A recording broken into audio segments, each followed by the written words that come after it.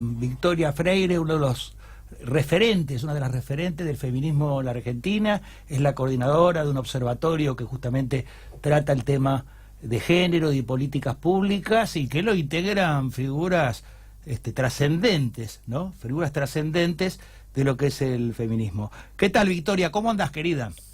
Hola, buenas noches. ¿Cómo están ustedes? ¿Cómo andan las cosas? ¿Cómo andan las cosas? Bien, podemos decir que bien en algún plano y en otros estamos en un momento bastante difícil, ¿no?, del país, así que no dejamos de perder la esperanza y el optimismo por las resistencias, por nuestros movimientos y por las ganas de cambiar la realidad, pero es cierto que estamos en un momento bastante complicado donde las políticas neoliberales nos precarizan, ajustan nuestras vidas y eso se siente. ¿Se siente más siendo mujer? Sí, nosotras sostenemos que sí, y esa idea y esa posición discute con muchas concepciones liberales que están presentes en el gobierno, incluso desde el feminismo, ¿no? Porque hay quienes consideran que es posible transformar o cambiar la situación de violencia hacia las mujeres e identidades disidentes en un contexto neoliberal como el que vivimos. Nosotras, que tenemos una concepción desde el feminismo popular, lo que vemos es que en los barrios, cuando no hay suficientes ingresos, cuando la vida se encarece y las condiciones son más difíciles, las mujeres son siempre las más perjudicadas porque son las que tienen a cargo a sus pibes, son las que muchas veces tienen que dejar sus trabajos o no tienen posibilidades de conseguir un trabajo y quedan recluidas en el ámbito doméstico, que sabemos que es el ámbito donde suceden la mayor parte de las violencias, porque efectivamente la autonomía económica, que es también parte de nuestros reclamos, tiene que ver con eso, ¿no? Que muchas veces no tenemos la posibilidad de romper con situaciones de violencia por no estar garantizado el derecho a la vivienda o a un cupo del jardín o al ingreso suficiente para mantener una familia. De modo que sí, para nosotras la situación es más difícil y no es una percepción nada más, porque los números estadísticos también hablan de eso, ¿no? Las mujeres dedican el doble del tiempo a las tareas domésticas respecto de los varones. Somos las que en los índices de desocupación y desempleo tenemos los niveles más altos, especialmente en la juventud. Cuando hay un Estado que se retira de los territorios y recorta las políticas públicas, también para nosotras se agudiza la desigualdad, sobre todo cuando muchas veces las políticas que se recortan son justamente aquellas que tienen que ver con acceder a dispositivos, refugios contra la violencia o anticonceptivos o, bueno, ¿no?, políticas de salud sexual, reproductiva, de modo que el panorama que vemos es difícil.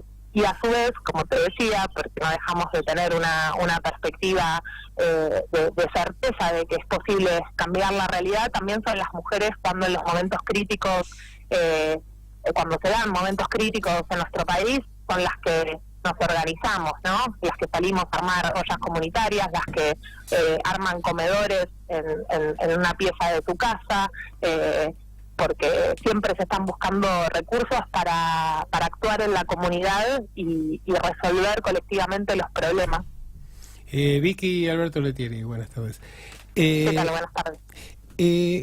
Vos hacías una descripción de un cuadro que se viene manteniendo en el tiempo desde hace mucho tiempo y que ojalá podamos concientizar y ayudar a cambiar rápidamente respecto de cuál es la situación de la mujer en general. Pero también dentro de la dirigencia política vemos que la situación de la mujer no tendría el cuidado ni el respeto que merecería, ¿no? ¿Y por qué nos cuesta tanto también dentro de los sectores que están o que se proponen para liderar a la comunidad y a la sociedad argentina esta insistencia en estos comportamientos que a veces son pasados por alto, o vemos que hay muchos casos de denuncia y que sin embargo los que han sido los protagonistas, los responsables, siguen en sus cargos y parecen gozar de una especie de espiral de protección?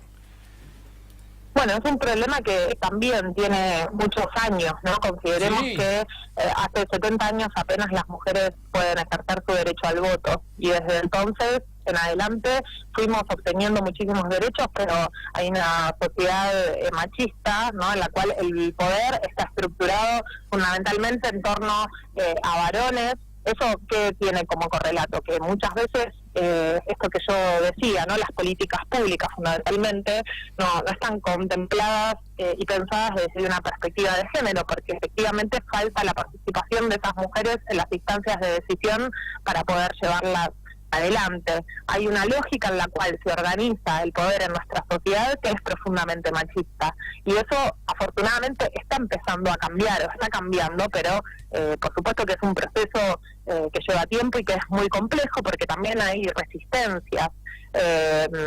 No sé, por tomar un ejemplo, vos hablabas de las denuncias por violencia. En el último tiempo, también considerando el hito de la denuncia de Telma Fardín, ¿no?, contra Juan D'Artés y el proceso que hicieron actrices argentinas, empezó a incrementarse la cantidad de denuncias por violencia de género, y muchas veces eso ocurre en las redes, ¿no?, en ámbitos donde, bueno, efectivamente se recurren a esos métodos porque hay una sociedad que muchas veces no escucha y no acompaña. Bueno, ante esas denuncias y esos testimonios que se hacen públicos, muchas veces lo que se encuentra del otro lado son resistencias o discursos que plantean que el feminismo es lo mismo que el machismo, pero al revés, o que las mujeres hacen estas denuncias para tener visibilidad, cuando en verdad denunciar y exponerse es algo muy difícil. Incluso esto también lo sabemos por estudios estadísticos. Las mujeres tardan entre 5 y 10 años en animarse a denunciar una situación de violencia. No es una situación grata, no es una situación que además percibamos muchas veces rápidamente, sino que a veces son vínculos que llevan mucho tiempo, de modo que hay un montón de cuestiones que no están siendo consideradas y valoradas, sino más bien deslegitimadas por estructuras o por figuras, en el caso de la política, que reproducen esto, una lógica machista, patriarcal. Ahí creo que el cuidado que tenemos que tener en un contexto así, porque hay muchísima sensibilidad al respecto, es ver efectivamente qué herramientas construimos, cómo transformamos esas realidades, para tampoco quedarnos en el plano del discurso, porque nadie está a favor, o sea, todo el mundo está a favor del ni una menos. El problema es como esa expresión más extrema de la violencia, que es el femicidio, está vinculada a muchas otras prácticas cotidianas que a veces alcanzan ese grado de urgencia y ese grado dramático, que es la muerte de una persona, el asesinato de una persona, pero que se sostienen en lógicas culturales de desprecio, de posesión sobre la otra, de celos, de exclusión, de segregación, y esas también son las denuncias y la realidad que venimos expresando desde el movimiento feminista, y que afortunadamente nos tiene también desde ahora nosotras como nuestras propias cómplices, ¿no?, que es lo más positivo de lo que se está generando, una solidaridad, un acompañamiento, que se refleja en estas consignas como yo te creo hermana, o el Michu en otras latitudes, que expresan esa búsqueda de ser más compañeras, de ser solidarias entre nosotras, de que esa es la forma que tenemos de enfrentarnos a las prácticas más machistas que nos han excluido históricamente de los ámbitos de poder.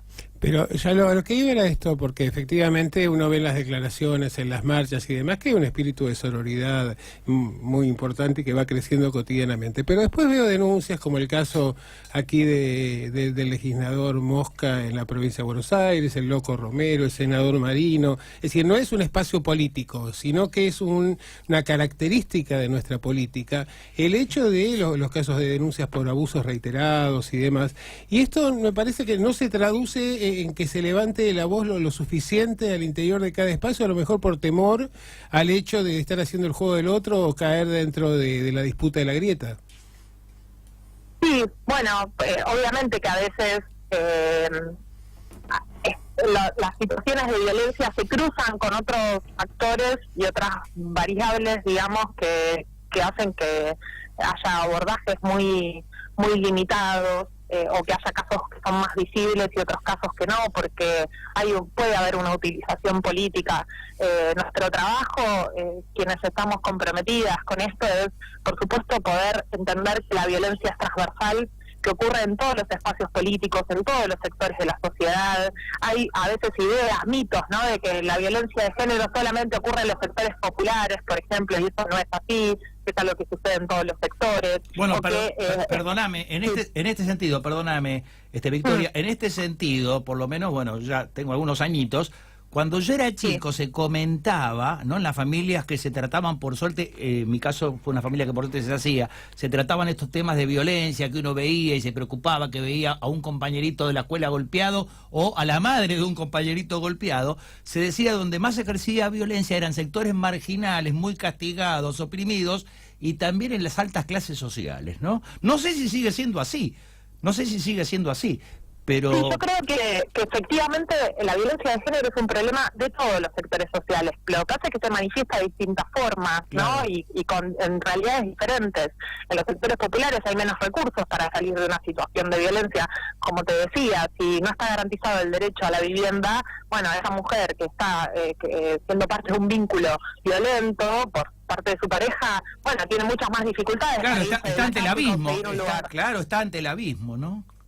Exacto, o sea, creo que la gravedad está dada por las consecuencias de la violencia y las herramientas que tenemos a mano para poder transformar esa situación, que hace que en los sectores populares a veces esto sea mucho más descarnado. Claro. Pero claramente la violencia es una cuestión absolutamente transversal y como te decía, no siempre, o no solamente, en relación a los sectores sociales, sino también a los ámbitos políticos, a las organizaciones, a los espacios educativos a diferente nivel, y lo que de alguna manera también estamos promoviendo son herramientas para intervenir.